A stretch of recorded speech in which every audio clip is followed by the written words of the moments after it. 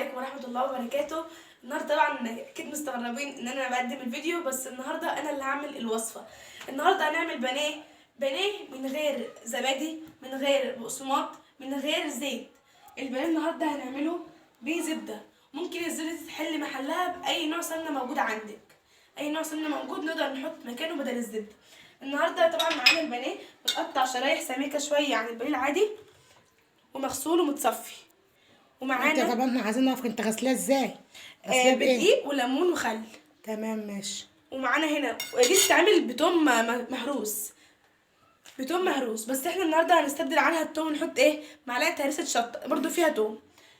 ومعانا طبعا بقى معانا بصل، معانا طماطم وجزر وبطاطس، ودي بصل برضو بصل اخضر يعني اللي هي العرق بتاعه من تحت ده. يلا. والتوابل. والتوابل توم باودر، كمون، فلفل، بابريكا على شطه وملح. وده توم على توم باودر وبصل باودر على بعضه. اه. تمام ماشي. هنروح على اول النار. حاجه بسم الله الرحمن الرحيم.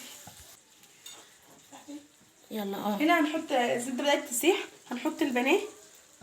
تمام يلا. ثواني بس ما تسيح. عايز تحديني يعني؟ تقولي اشوف البانيه بتاعك ولا البانيه؟ طب انا بعمل البانيه. هنجرب ونشوف. وهنشوف وهنسيب الحكم عملت لنا للناس. الطريقه دي قبل كده؟ ما عملتهاش بصراحه. كنت تعرفيها؟ اللي يعيش ما يشوف.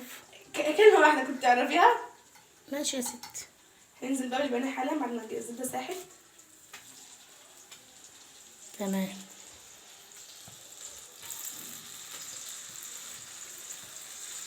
واحنا كنا المفروض نحط بدل هنا الزبده لما حطيناها جميله جدا عن الزيت كمان، ومفيده، يعتبر مفيده شويه. هنا طبعا مش هنحط التوابل كده، هنقلبها مع بعضها، وهنحط نصها للبانيه والنص التاني هنسيبه للخضار كده. تمام ماشي يا شيف مالك. طبعا. لا مش كده بقى، لا. ما تشعرش لما ارجعه تاني كده اهو. كفايه بس الباقي ده للخضار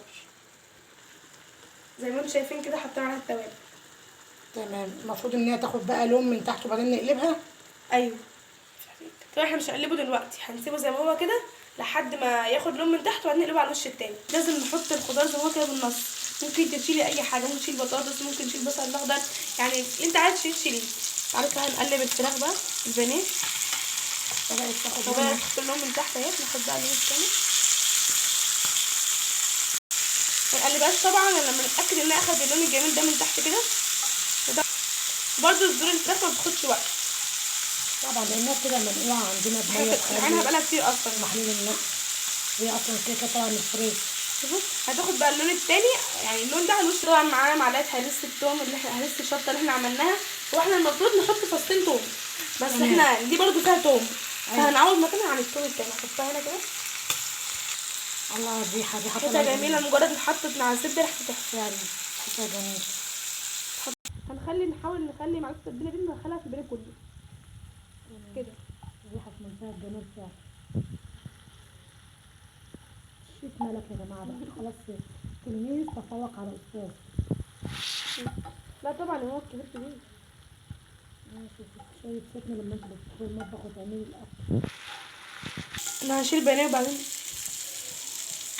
طبعا كده هي كده تمام اهي. والريحه ده مش محروقه، دي احنا عند مكان الحاجات اللي هو الدقه اللي احنا حطيناها مع الزبده. هنشيل البانيه هننزل مكان الخضار. احنا هو كده خد اللي احنا عايزينه ونطلعه على المناديل.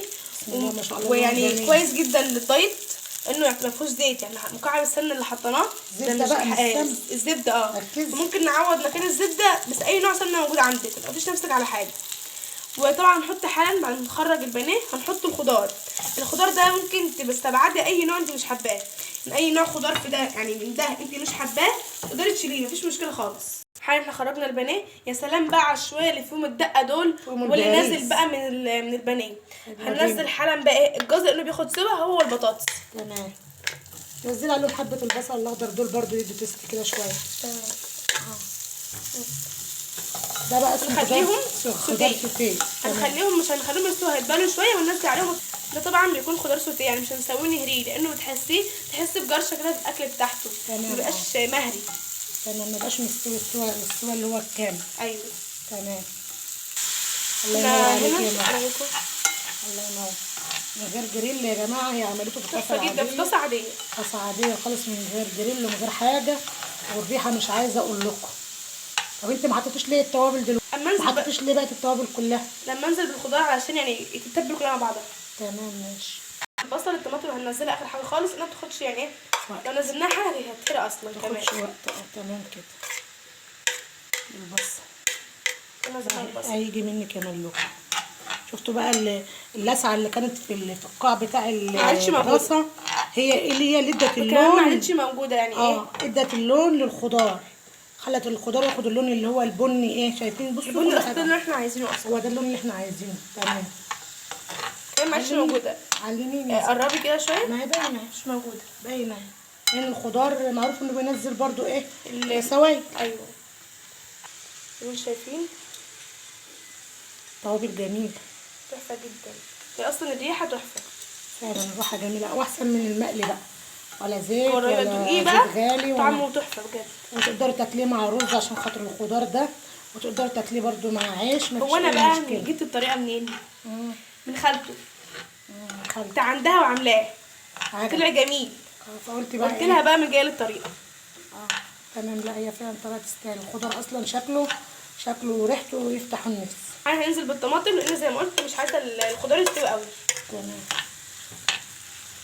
كده. يلا عايزين نلسع على الخضره بس شويه كده عشان تاخد طعم يعني. اه. صراحه في منتهى الجمال. واللون بقى بصوا، لون الخضار اتكرمل كده زي اكنك بصوا مكرمله والله العظيم. ولون البانيه اصلا من غير بصوا زيت ومن غير حاجه يفتح النفس. بسم الله ما شاء الله، اللهم بارك. تسلم ايدك يا ملك. تسلمي. شكلك هيجي منك يا ملك. انا اللي بصور يا جماعه، لما كنت بتصورنا اللي بقيت بصور عشان اثبت التصوير يا منى لو سمحت. مطبخي ضيق. اثبت التصوير لو مطبخي ضيق سمحت. يا جماعه، ما بعرفش احط الستاند واصور نفسي. مش اثبت التصوير، اثبت التصوير. تمام. تظبيط. معلش بقى انا ماليش في التصوير والمونتاج والحاجات دي، على قد حالي. سنه اولى طبخ لسه، سنه اولى تصوير بقى. ويعني بصراحه شكله يعني يفتح النفس، اصلا الطبق لوحده يفتح النفس. بسم الله ما شاء الله. يعني حاجه جميله جدا وسهله، ما خدش مننا وقت، ومن غير زيت. يعني دي بمكعب زبده، وقلنا ممكن نشيله ونحط مكانه السمنه. تاكليها برز ماشي، تاكليها بعيش ماشي، هتمشي كده وهتمشي كده. طبعا احلى ما فيها حبه الخضار السوتيه دول بصراحه. تاكليهم بقى يعني اصلا تاكلوا حاف لوحدهم كده. فعلا الخضار السوتيه فعلا. يلا يا رب يكون الفيديو عجبكم، ما تنسوش اللايك والاشتراك في القناه. اول مره اطلع اعمل فيديو، وان شاء الله من الفيديو عجبكم اكيد هعمل فيديو تاني، واشوفكم ان شاء الله في فيديو جديد.